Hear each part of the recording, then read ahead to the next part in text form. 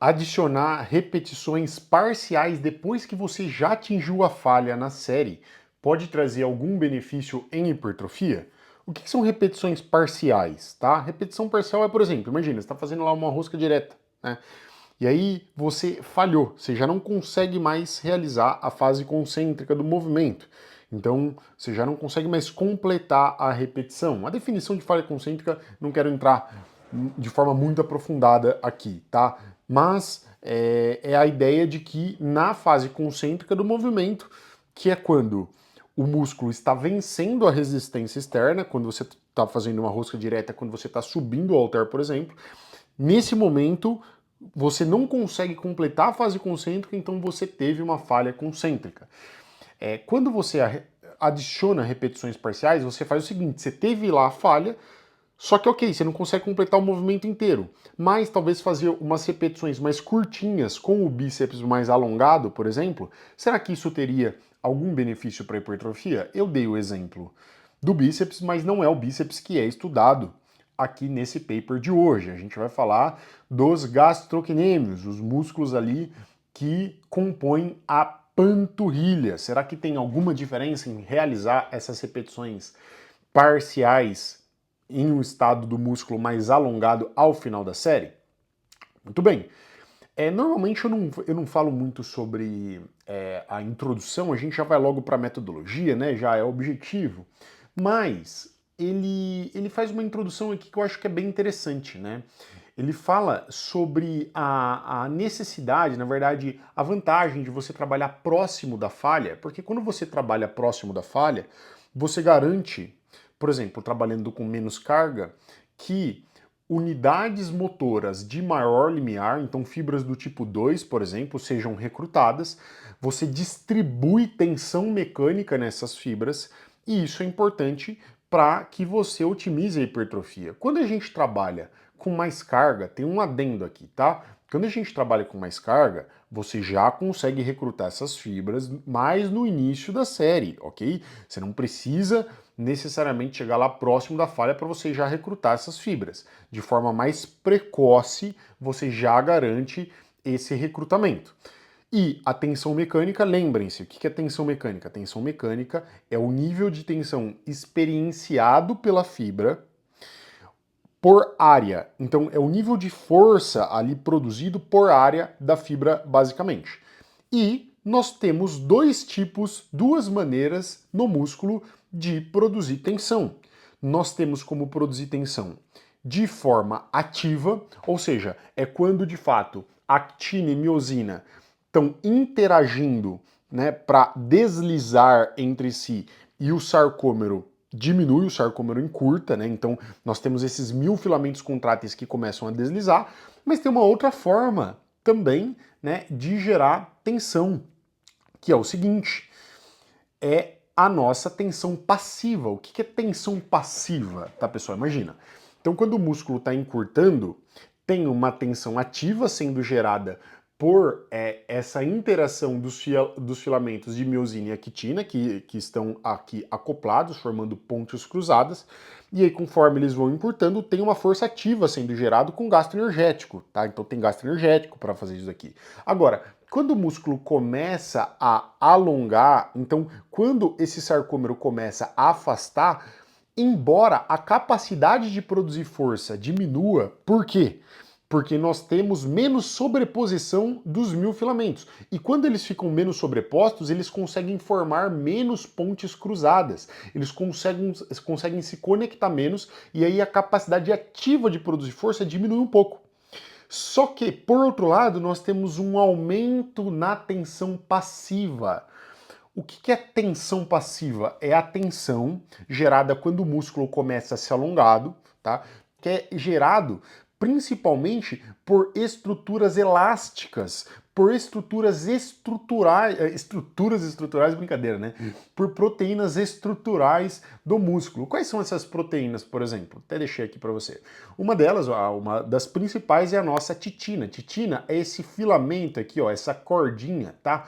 Tá meio alaranjada, que ajuda a miosina, né, que é esse filamento mais grosso aqui, a ficar bem posicionada, bem ali posicionada no sarcômero. Então a titina tem um componente elástico que conforme o músculo, né, vai alongando, conforme o sarcômero vai alongando, ela vai esticando como um elástico mesmo e gerando tensão. Então você tem essas duas formas de gerar tensão. Tem a tensão ativa, que é quando de fato você tem essa sobreposição e produzindo força ali de forma ativa, gasto energético envolvido, e tem essa tensão passiva que é, embora o nível de sobreposição e a capacidade ativa de gerar força diminua, você tem essas proteínas estruturais fazendo força para sustentar ali a estrutura do sarcômero, basicamente. Ok? Muito bem. Por que ele começa a falar isso daqui? Né? Porque ele já quer começar a embasar talvez uma vantagem de trabalhar o músculo de forma alongada. Porque, imagina comigo, suponhamos lá que você fez as repetições tradicionais, tá? E aí você finalizou essas repetições. Se você consegue, ao final da série, adicionar mais algumas repetições, principalmente quando o músculo está mais alongado, que é quando essa tensão tende a ser otimizada, principalmente essa tensão passiva, ele diz que isso pode contribuir ali com a tensão mecânica experienciada pelo músculo e, de alguma forma, isso refletir em hipertrofia. De alguma forma, isso ter alguma vantagem em hipertrofia. Essa é a hipótese dele, tá? Essa é a hipótese dos autores. E como que eles vão testar essa hipótese? Eles pegam indivíduos ali, né? E eles fazem os indivíduos realizarem o exercício de panturrilha unilateral.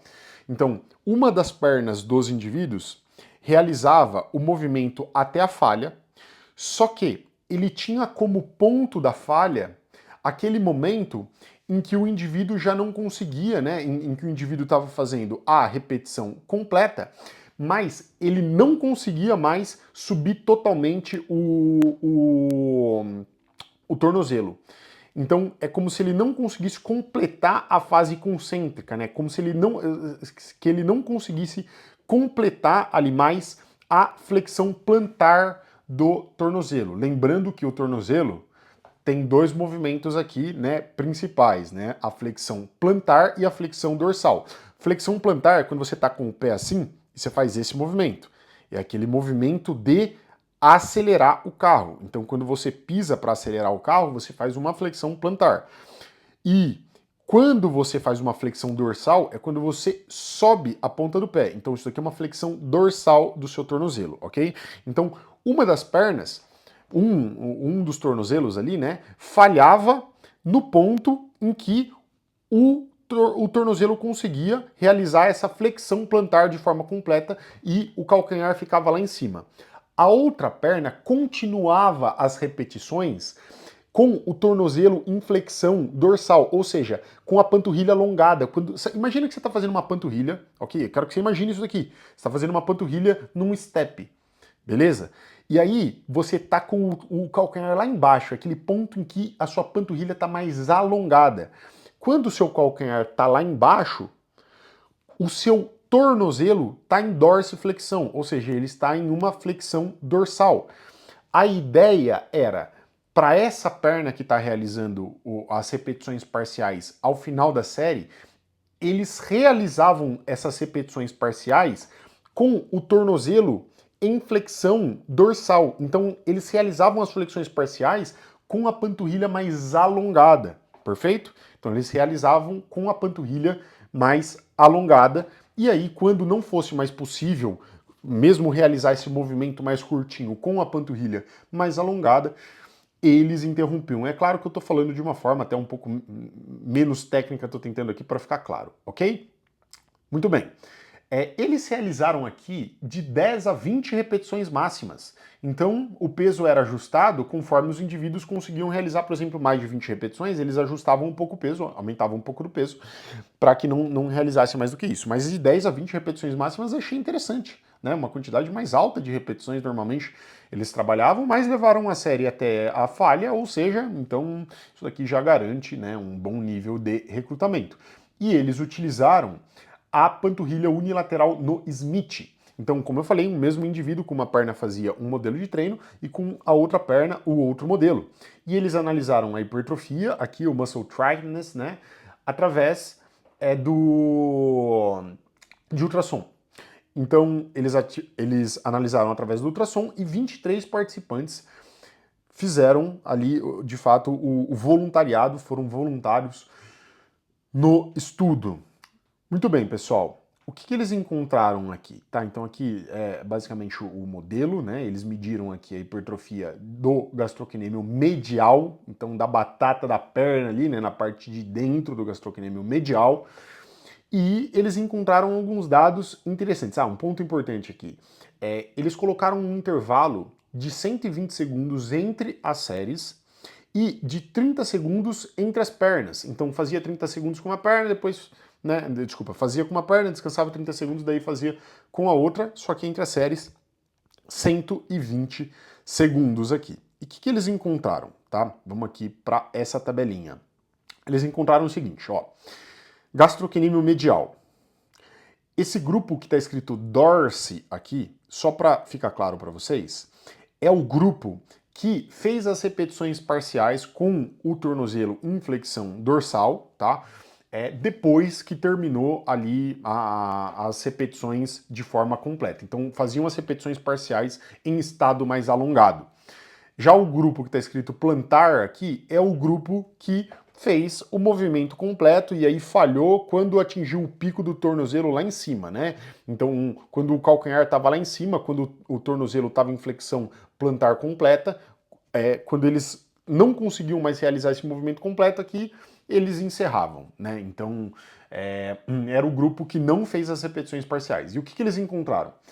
Que o grupo que fez as repetições parciais teve um aumento em 9,6%, e o grupo que fez as repetições da forma tradicional, mas atingiu a falha, teve um aumento de 6,7%. Então eles encontram diferença aqui entre os grupos, né? Mas se você pegar o dado de forma absoluta, é engraçado aqui, né? Porque o aumento ele é pequeno, né? Então, veja bem, nós temos um valor médio de 20,6 milímetros, o dado está em milímetros, tá? No valor antes, e depois aumentou para 22,5 milímetros.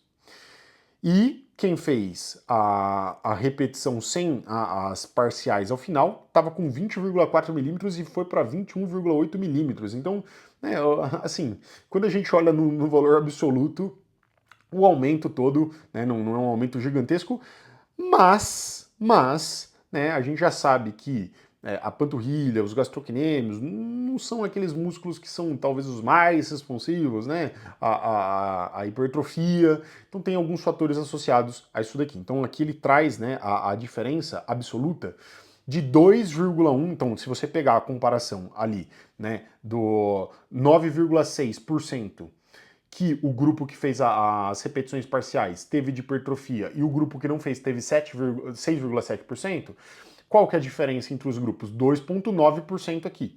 Tá? Então teve 2,9% de forma absoluta. Porém,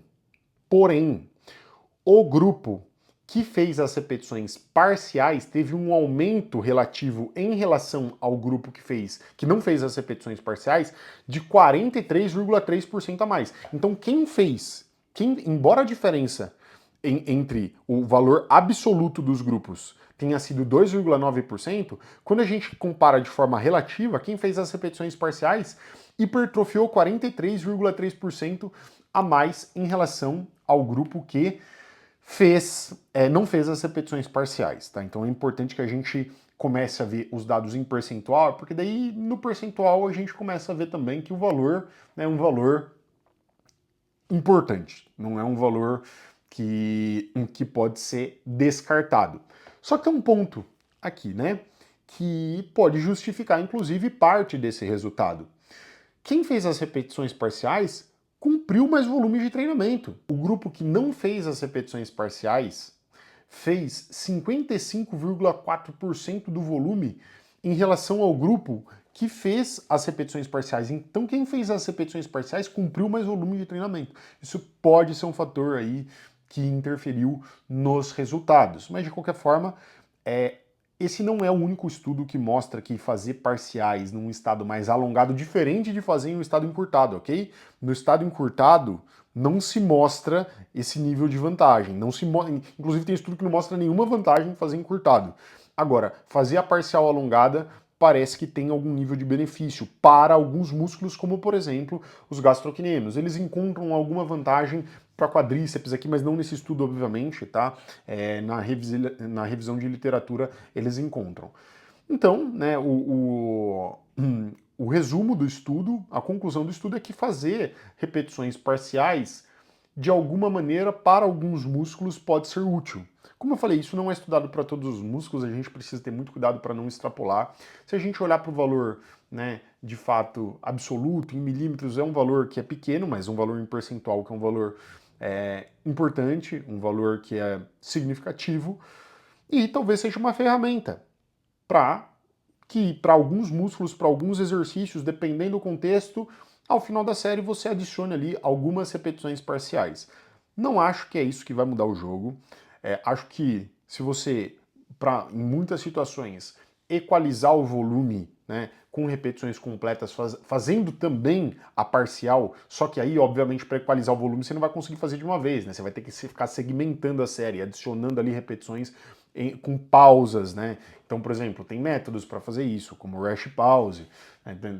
Se você conseguir equalizar o volume de alguma forma, o resultado também tende a ser muito otimizado. Mas é uma ferramenta que pode ser utilizada. Então, poxa, no final da série, em alguns exercícios, para determinados músculos, adicionar algumas repetições parciais pode adicionar algum nível de estímulo, algum nível de tensão mecânica, o que pode contribuir de alguma maneira com a hipertrofia. Beleza? Se você é treinador e quer manjar muito mais sobre prescrição, vou te deixar aqui um link na descrição do vídeo para o nosso grupo de estudos. Então é de graça, entra que você vai aprender a prescrever muito melhor. Fechado? Valeu, até o próximo.